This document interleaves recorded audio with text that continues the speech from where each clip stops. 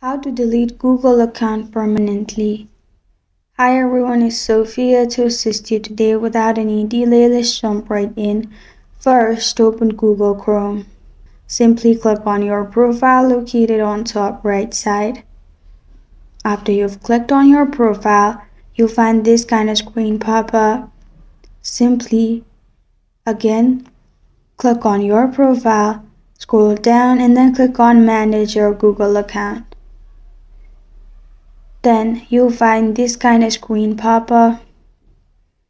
On top right corner of your screen you'll find search button, which is like magnifying glass. Simply search there delete your account. Click on delete your Google account. Before deleting your Google account, you can simply download your data as well by clicking on download your data. If not, simply scroll down. After you scroll down, you'll find these two options. Make sure there's tick mark and then press on delete account, which is located at the bottom right corner of your screen. And then you're good to go. This is how to delete Google account permanently.